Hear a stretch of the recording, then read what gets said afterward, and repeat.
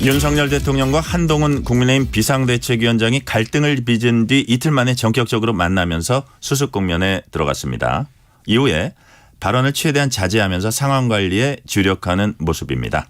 오늘은 한동훈 비상대책위원장의 입 호준석 대변인과 함께 여권 상황 자세히 짚어봅니다. 호 대변인님 어서 오세요. 안녕하십니까. 좋은 아침입니다. 네. 호준석 대변인께서는 YTN 앵커로 오랫동안 활약하면서 시청자들에게 매우 낯익은 얼굴입니다. 정치인으로 깜짝 변신하게 된 계기 무엇입니까? 네, 우선 국민의 방송 KBS에서 이렇게 불러주셔서 감사하고요. 전종철 앵커님은 제가 언론계 때부터 좋아하던 분이고 또 학교 선배이고 그래서 불러주셔서 감사드립니다. 아유, 예, 감사합니다. 저는 이번 그 총선이 역대급으로 역사적으로 중요한 총선이라고 생각합니다. 대한민국이 세계 정상 글로벌 톱으로 나아갈 수 있느냐 아니면 이 정도에서 이제 주저앉느냐의 갈림길에 서 있다. 생각을 하고요. 정치가 교체돼야 한다. 정치가 지금 왜 국민들을 실망시키고 있느냐.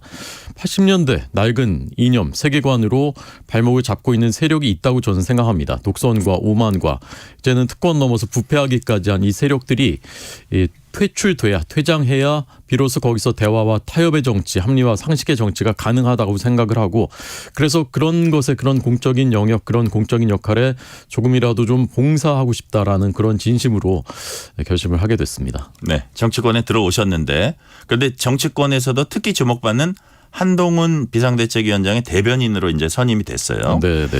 개인적인 인연이 있었는지 어떻게 한 위원장 대변인 자리를 맡게 됐습니까? 개인적으로는 그 본 적도 없고 통화해 본 적도 없는 사이였고 아마 주위에 추천을 받으신 것으로 알고 있고요. 지금 이제 한동훈 위원장과 저는 뭐 대화를 많이 깊이 나누진 않았지만 뭔가 약간 이심전심 마음으로 신뢰하는 그런 그 관계라고 생각을 하고 그러나 이제 개인적인 인연이 있는 것은 아니기 때문에 공정하고 객관적인 어떤 객관성은 유지하는 관계다라고 생각하고 있습니다. 관련된 질문하겠습니다. 네. 바로 옆에서 지켜본 한동훈 위원장 어떤 사람입니까? 인물평을 해주세요. 네, 객관적으로. 네, 객관적으로 하겠습니다. 예, 건강하게 정중하다. 그다음에 사람에 대한 배려가 있다. 그 네. 모임이 뭐 10명 모임이건 아니면 뭐 1000명 모임이건 사람들을 배려하는 마음이 있다라는 게 저는 이제 인상적이었습니다. 저는 사람에 대한 배려는 그 사람에 대한 그 사람들에 대한 이해에서 비롯된다고 생각을 하고 그게 쉽게 되는 건 아니거든요. 또 꾸밀 수 있거나 네. 이제 그런 면에서 굉장히 제가 생각했었던 기대했었던 것보다 더 좋은 이제 그런 신호를 받고 있고요. 자신만만합니다. 그리고 굉장히 멘탈이 강인하다. 그런 점도 저는 이번 총선의 청춘호다라고 생각하고 있습니다. 어떤 비전 같은 거에 대해서도 어떻게 평가를 하십니까? 그러니까 굉장히 생각보다 더 준비가 잘 돼 있더라고요. 법조인이고 검찰 출신으로 계속 이제 그쪽 영역에 있었고 그다음에 법무장관 한 것인데 전반적인 영역에서 생각했던 것보다 굉장히 준비가 잘 돼 있고 미래에 대해서 어떤 자신의 시각이 있구나. 준비를 좀 많이 해왔구나라는 그런 느낌 받았습니다. 네. 지난 주말부터 주초 사이에 여권은 정말 긴박하게 돌아갔어요. 네, 네. 이철규 의원은 공천 얘기하다 소통상 오해가 있었다 이렇게 설명했는데 여하튼 이른바 사퇴 요구 얘기 처음 들었을 때 어떠셨어요? 네, 저도 이제 언론계 생활을 30년 했기 때문에 정치라는 것은 생물이라고 하는데 생물 중에서도 거의 산낙지급입니다. 막 꿈틀거리고 어떻게 튈지 모릅니다. 이런 일은 산낙지. 예, 네. 이런 일은 사실 뭐 다반사입니다. 그리고 이것이 꼭 나쁘다고 저는 보지 않습니다. 이렇게 돼서 얼마나 이것을 잘 갈등을 조정하고 수습하느냐 이것이 저는 굉장히 중요하다고 보는데 결과적으로 저는 그렇게 됐고 없었던 것보다 더 나은 일이 됐다라고 생각을 하고 물론 처음에는 놀라긴 했습니다만은 이것이 있을 수 없는 일이라거나 아니면 굉장히 나쁜 일이라거나 그렇게 생각하지는 않았습니다.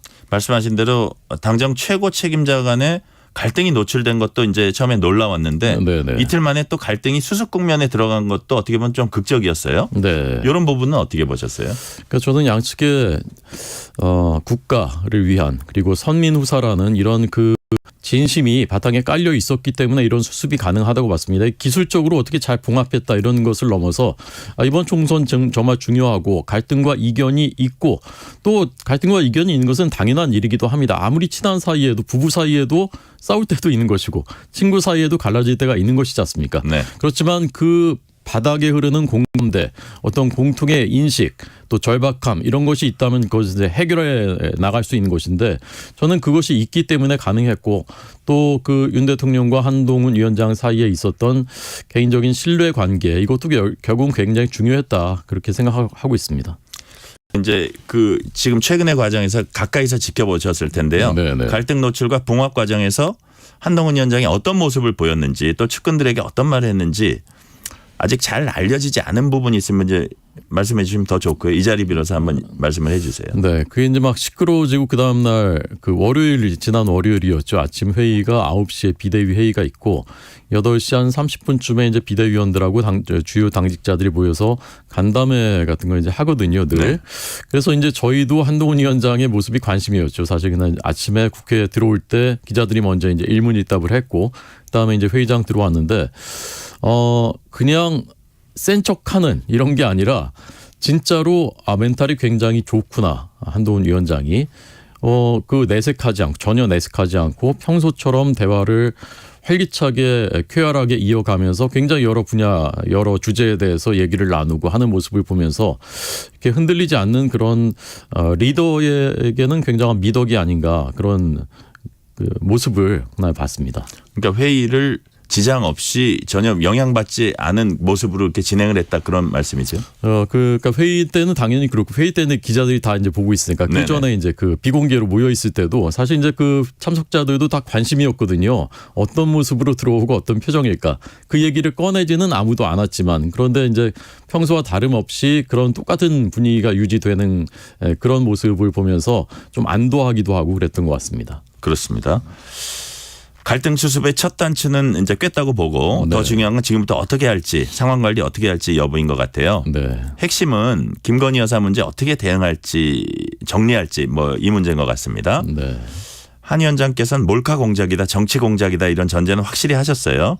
그러면서 이제 국민 눈높이 얘기를 하셨는데 최근엔 이렇게 기자들이 질문하면 이미 말씀드렸다 하고 이제 말씀을 좀 아끼세요. 네. 네. 한 위원장 입장이 뭔지 한번 다시 짤막하게 정리를 해 주세요. 그러니까 제가 지난 주말에 저희 그 동네에 있는 그 시장에 가서 이제 상인들 만나 뵀는데 두 가지 목소리가 있더라고요. 실제로. 그걸 왜 사과하냐. 그렇게 되면 그 어떻게 뭘 잘못했는데 사과하란 말이냐. 나 이제 국민의힘 지지 안 한다라고 정말 좀 화를 내시는 분들도 꽤 있더라고요. 네. 근데 또 반대편에는 그래도 국민들이 우려하시는 부분이 있고 국민들에게 아쉬운 부분이 있고 이런 부분들 짚고 넘어가지 않을 수 없다라고 말씀하시는 분이 굉장히 많은 것도 사실입니다. 저는 이 두 가지 마음이 모두 국민들의 마음이라고 생각을 하고 여당을 지지하는 또 지지하지 않는 분들의 마음 속에도 이 두 가지는 다 이제 있다고 생각합니다. 근데 어느 쪽을 좀 더 보느냐 비중의 문제이기도 하고 시각 어느 쪽 측면을 보느냐의 문제이기도 하거든요. 네. 저는 한동훈 위원장이 그 부분을 정확하게 이미 언급을 했다고 생각을 하고요.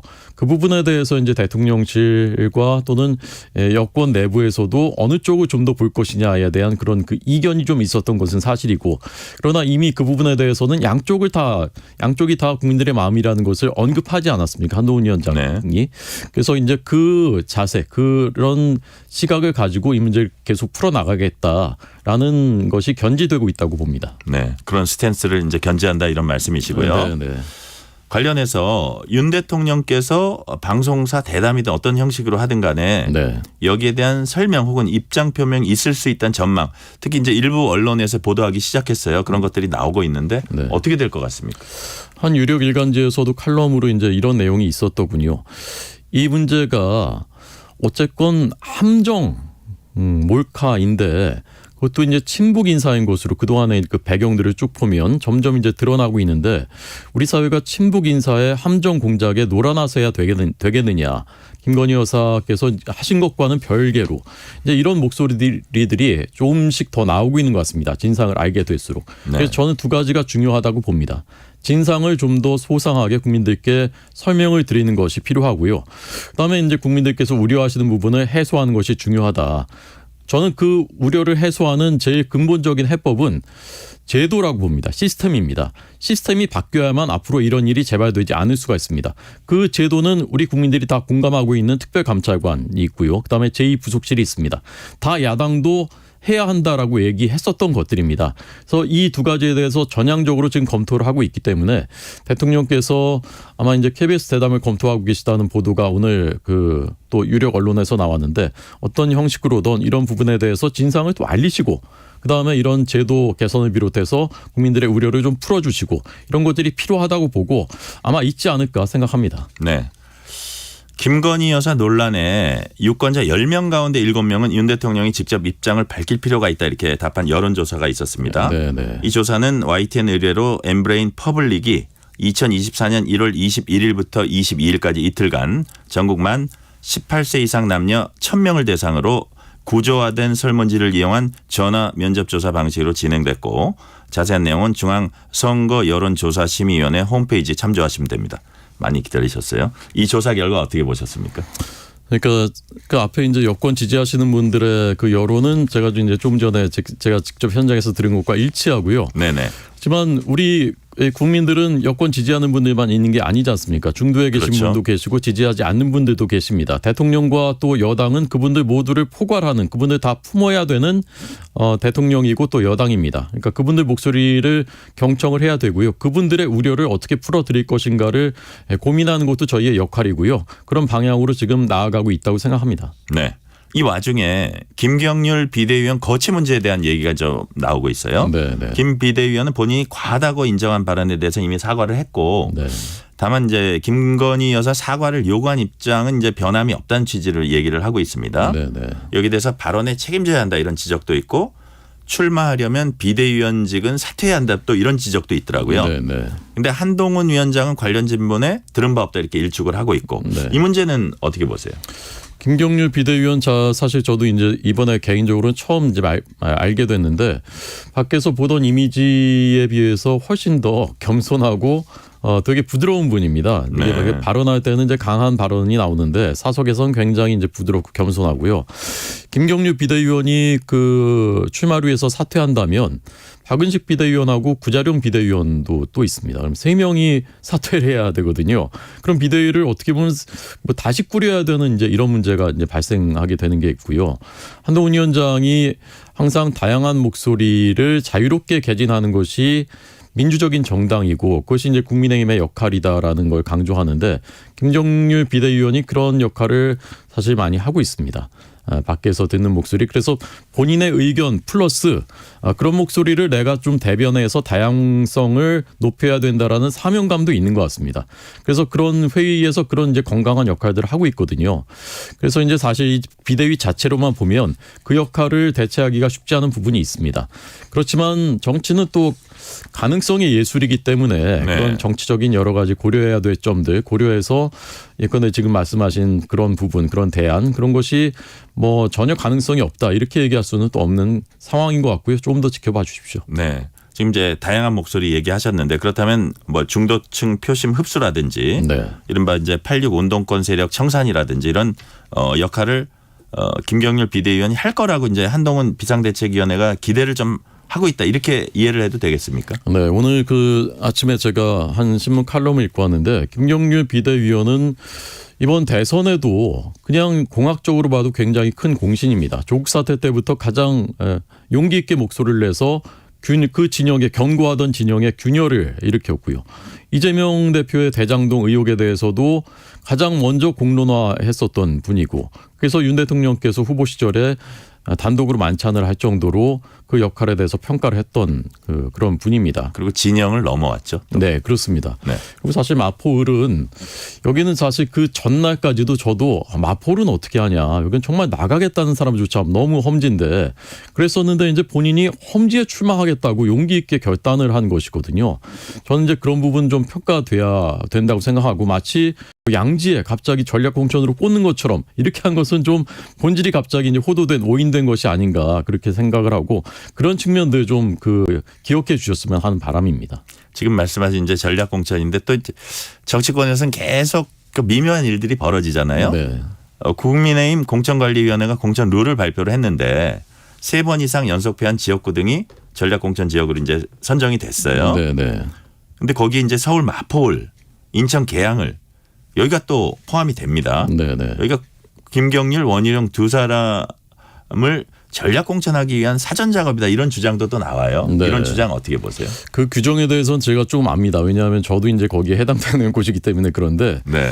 그 규정이 당규에는 어떻게 되어 있냐면요. 원래 당규의 규정이 반복적인 국회의원 선거 패배로 당세가 현저히 약화된 지역이라고 되어 있습니다.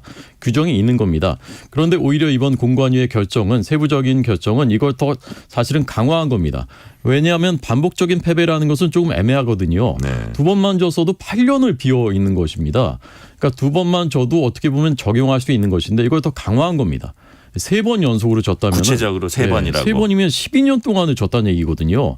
거의 이제 굉장히 어려운, 즉 좀 더 이제 요건을 강화한 거죠. 그런데 이제 그 부분을 앞에 히스토리를 모르고 요 부분만 들으면 마치 김경률, 원희룡 때문에 만든 것처럼 이제 오인하실 수가 있는데 실제로는 반대라는 얘기입니다. 그렇죠.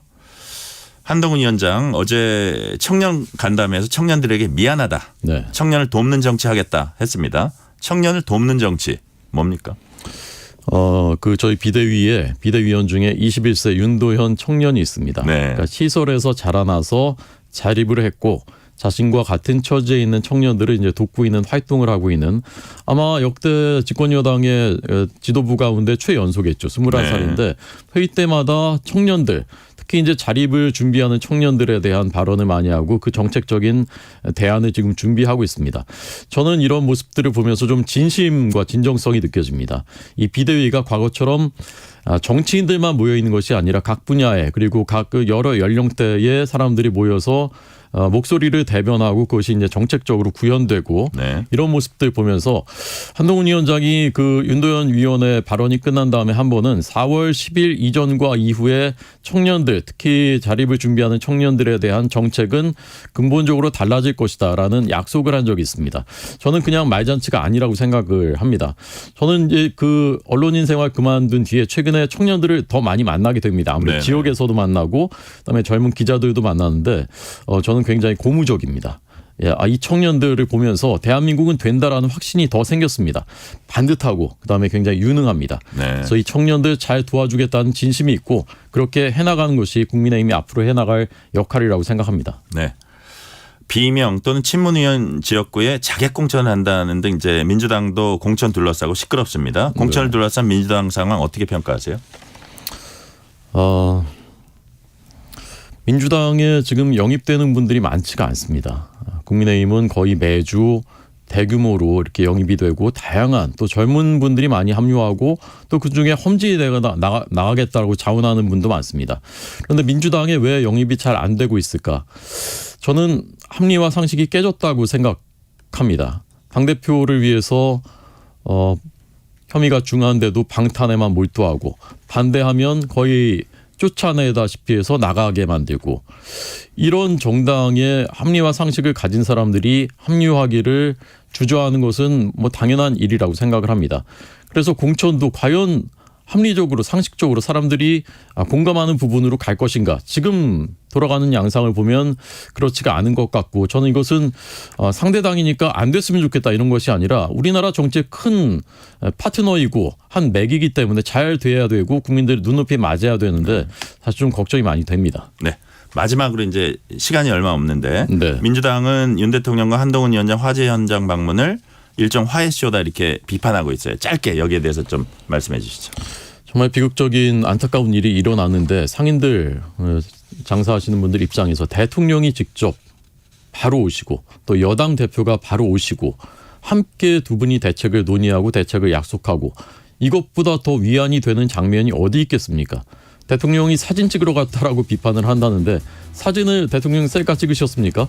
언론인들이 오셔서 중요한 현장이니까 사진을 찍은 것이고 1층만 왔다 갔다고 또 비판을 한다는데 2층까지는 사람이 많아서 올라갈 수도 없는 현장이었고 대표자들 다 1층에 와 계셨다고 그렇군요. 합니다. 그런 상황이었군요. 네. 오늘은 여기까지 듣겠습니다. 호준석 국민의힘 비상대책위원회 대변인이었습니다. 감사합니다. 감사합니다.